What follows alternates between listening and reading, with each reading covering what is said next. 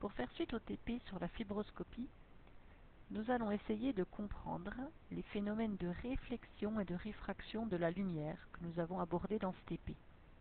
L'idée est de comprendre comment se propage la lumière dans la fibre optique grâce à des expériences, des animations, etc. N'hésitez pas à noter tout ce que vous voyez dans la vidéo, à reprendre les photos de la vidéo, prendre les photos que vous avez prises durant les TP, etc. Voici l'expérience que nous avons faite en fin de TP. Nous avions une source lumineuse qui émettait de la lumière qui se propageait dans un hémicylindre en plexiglas qui représente la fibre optique et dans l'air. Voici ce que nous avons remarqué.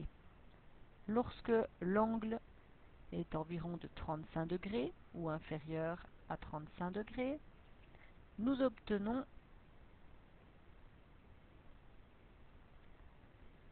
une lumière qui se propage ainsi. D'abord comme ceci. Et à cet endroit-là, la lumière se sépare en deux rayons. Celui-ci, qui est intéressant puisque c'est celui qui se propage dans la fibre optique, et un autre qui est un peu moins intéressant par rapport à la fibre optique puisqu'il peut être considéré comme une perte de lumière, donc une perte d'information. Si l'on déplace la source de lumière et que l'on se trouve avec un angle supérieur à 45 degrés, le trajet de la lumière est différent. Nous avons à nouveau ce rayon lumineux qui se propage directement dans la fibre optique. Nous avons le deuxième rayon, celui qui a subi une réflexion de la lumière, mais celui qui était ici a disparu. Il n'y a plus de rayon réfracté, donc il n'y a plus de perte d'information. On dit que la lumière subit une réflexion totale.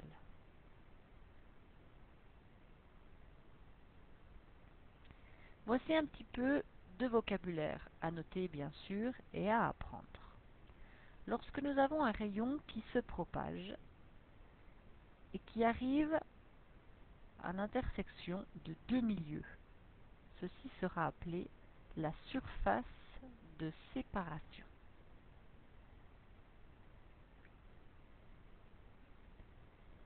Si je reprends l'image juste avant,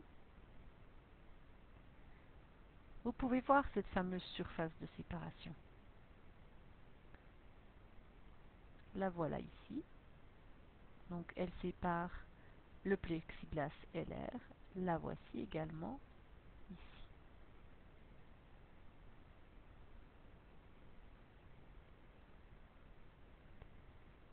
On notera à chaque fois une ligne que l'on peut appeler ligne imaginaire et que l'on notera la normale. Pourquoi normale? Parce que cette ligne imaginaire, elle ne se construit pas n'importe comment. Elle est en fait perpendiculaire à la surface qui sépare les deux milieux, la surface de séparation. Et elle passe par ce point-là. C'est le point qui relie les différentes droites qu'on appellera rayon incident, rayon réfracté, etc. Donc cette droite est perpendiculaire à la surface de séparation et passe par ce point d'incidence-là. Cette droite est appelée la normale à la surface de séparation. Normale veut dire perpendiculaire. Le rayon qui arrive de la source lumineuse est appelé le rayon incident.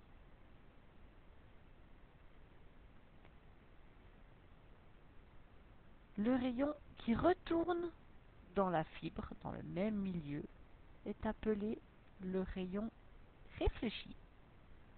Et le troisième rayon, celui qui change de milieu, qui est passé de la fibre jusque dans l'air, est appelé le rayon réfracté.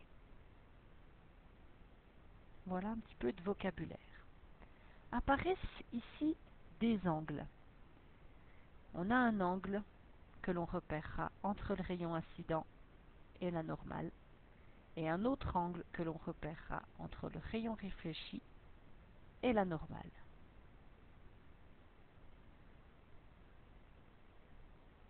Voici ces deux angles. Nous les noterons I et R. I pour l'angle d'incidence R pour l'angle de réflexion. Nous verrons un petit peu plus tard dans le cours la relation qui relie les deux, même si certains ont déjà une petite idée puisqu'ils l'ont repéré durant le TP. Voilà, n'hésitez pas à vous arrêter à ce moment-là, à bien noter les différents noms de vocabulaire, puisque vraiment, il faudra les retenir. Donc ça, on est dans le cas où l'angle était plus petit que 35 degrés. Si l'on passe dans l'autre cas, si on augmente l'angle, on peut voir que au-delà d'une certaine limite de l'angle d'incidence, le rayon réfracté n'est alors plus visible. On dit que la réfraction n'est plus possible et on dit que la lumière est entièrement réfléchie. On se trouve dans un cas de réflexion totale. Mais sur notre schéma, on peut à nouveau repérer certaines petites choses. Donc j'espère que vous les retiendrez. Nous avons, comme tout à l'heure, la normale à la surface de séparation. Nous avons le rayon qui arrive de la source lumineuse qui s'appelle le rayon incident et le rayon réfléchi qui retourne dans la fibre optique après avoir subi une réflexion. Nous retrouvons les deux angles I et R. Et bien sûr, ceci ne peut avoir lieu que s'il y a une surface de séparation, c'est-à-dire si la lumière arrive à l'intersection entre deux milieux différents. Nous sommes dans le cas d'une réflexion totale.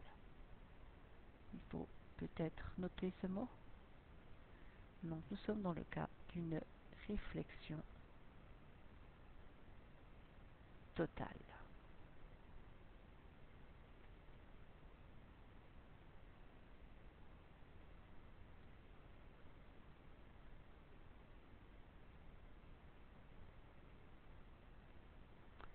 Des petites lois. Déjà, nous avons vu dans le TP que dans un milieu homogène, c'est-à-dire que c'est un milieu dont les propriétés sont tout le temps les mêmes, la lumière se propage en ligne droite. Même si le trajet qu'elle a à suivre est courbe, on voit que la lumière subit en fait une succession de réflexions totales, mais qu'elle se dirige toujours en ligne droite. Ici, elle est en ligne droite, elle subit une réflexion totale. Ici, en ligne droite, elle subit une réflexion totale. Idem, idem. Voilà. Sur ce petit graphique, il est peut-être important de repérer, comme nous l'avons vu tout à l'heure, la normale à la surface de séparation. Si par exemple, on se place ici, qu'est-ce qu'on peut repérer? Eh bien, on peut repérer plusieurs choses. Cette ligne-là représente la surface de séparation, puisque ça sépare le plexiglas de l'air. Nous pouvons donc tracer à cet endroit-là la normale à la surface de séparation.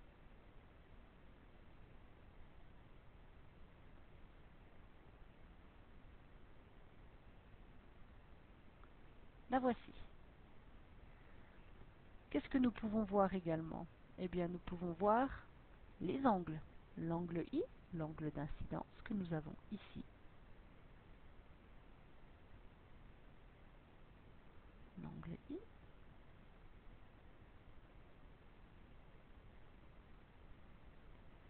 Et l'autre angle qui s'appelait l'angle de réflexion que nous avons ici. Voilà. J'espère que vous arrivez à vous repérer par rapport à ce qu'on a vu dans la diapo suivante. Surtout, n'hésitez pas à revenir en arrière si vous n'avez pas compris, etc. N'hésitez pas aussi à agrandir ce schéma, à le faire avec plus de détails, etc. Ce schéma-là pourrait se retrouver à cet endroit-là. On retrouve la surface de séparation, on retrouve l'air, le milieu qui est le plexiglas, le milieu qui est l'air, on pourrait retrouver la normale, on pourrait retrouver I, l'angle d'incidence, et R, l'angle de réflexion.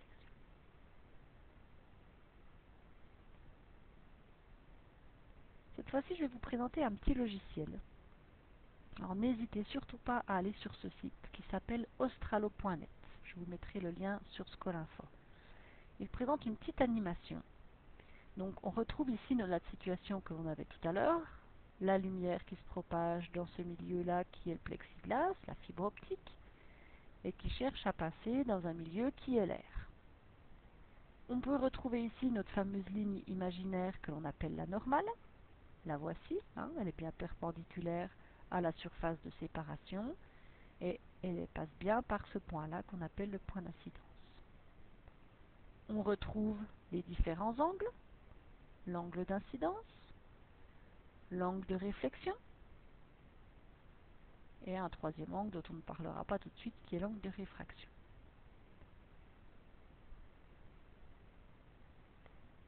Si j'essaie de changer les angles,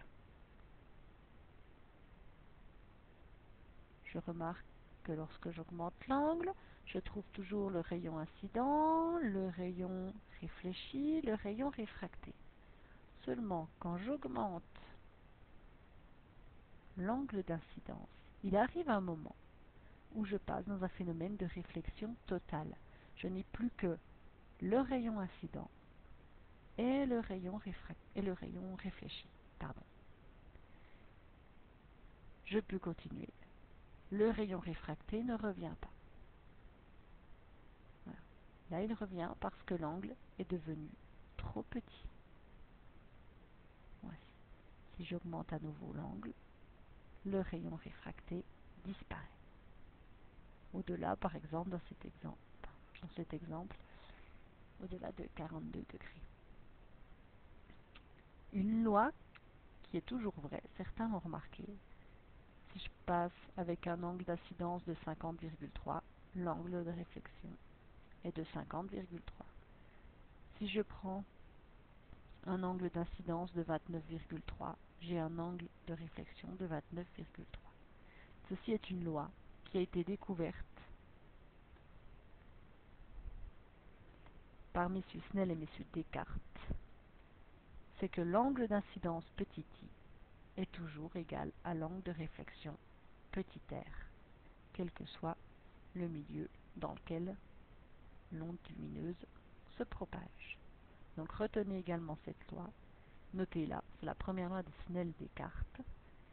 I est égal à R.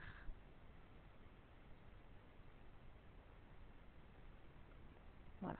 Donc vous avez pas mal de vocabulaire concernant la réflexion totale, concernant les différents modes vocabulaires pour les angles d'incidence, angles de réfraction, etc.